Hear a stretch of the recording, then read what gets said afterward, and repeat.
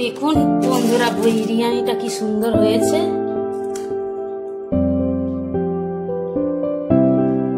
এবার প্লেটে বেড়ে নিচ্ছি। খুব সুন্দর গন্ধ বেরিয়েছে।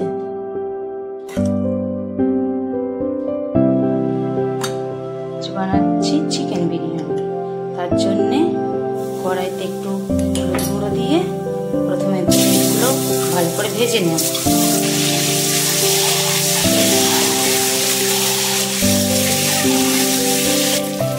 ডিমগুলো ভাজা হয়ে গেছে, এবার তুলে নেব এক এক করে। কড়াইতে তেল গরম হয়ে গেলে তেলে তেজপাতা, দারচিনি, স্টার, এলাইচি, জিরে, গোলমরিচ আর লবঙ্গ অ্যাড করব।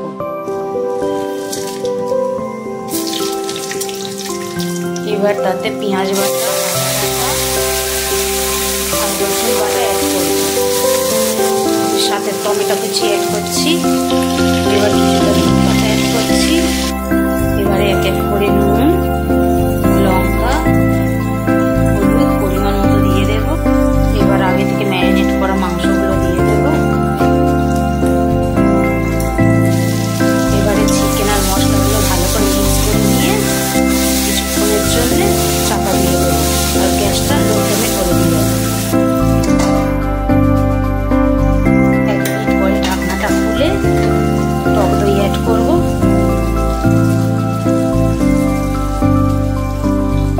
ভাজা করে নেব। এবারে চিকেন বিরিয়ানি মশলাটা অ্যাড করব, সাথে 2 চামচের মতো গোলাপ জল আর 2 চামচের মতো কেওড়ার জল, কিছুটা পরিমাণ জল ভালো করে নেড়ে নেব। গ্যাসটা লো রেখে ঢাকা চাপা দেব।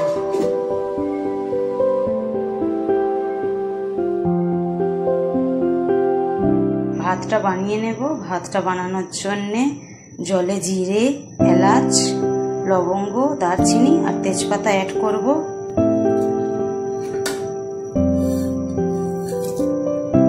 সাথে 2 চামচ পরিমাণ তেল আর স্বাদ মতো নুন, লেবুর রস অ্যাড করে দিয়ে দেব। সাথে অল্প একটু ধনে পাতা কুচি অ্যাড করছি। জলটা গরম হয়ে গিয়েছে। এবার আমি চালটা দিয়ে দেব, যেটার জন্য আমি চালটা আগে থেকে ভিজিয়ে রেখেছিলাম। এটা আমি বাসমতি রাইস ইউজ করেছি।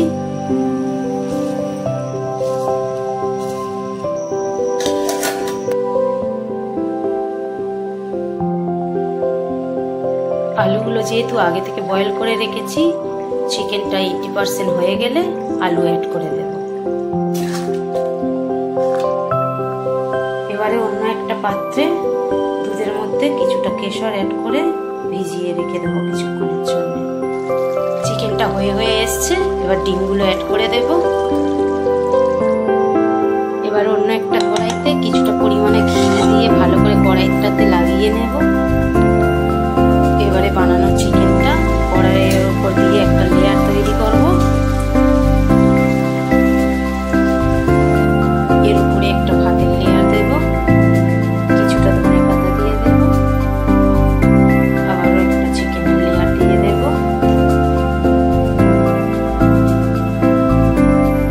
সাথে ডিমগুলো সাজিয়ে দেব।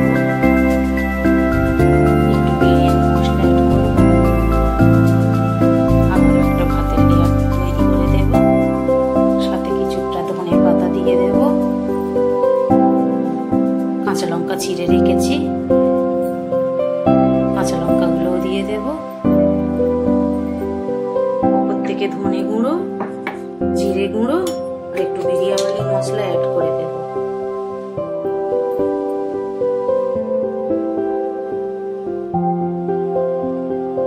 উপর থেকে 1 চামচের মতো কেওড়ার জল আর গোলাপ জল অ্যাড করব।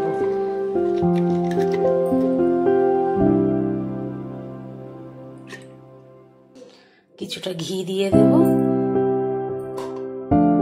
আগে থেকে বানিয়ে রাখা কেশরের দুধটা উপর দিয়ে দেব। এবারে এটাকে অ্যালুমিনিয়াম ফয়েল দিয়ে ভালো করে বন্ধ করে দেব।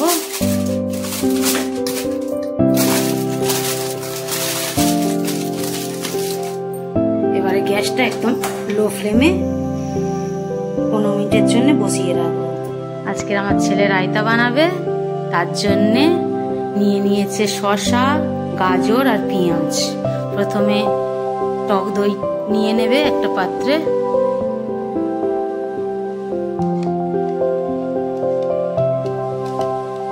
এবার এক এক করে সব মশলা অ্যাড করে দিতে হবে। প্রথমে জিরে গুঁড়ো দিচ্ছে,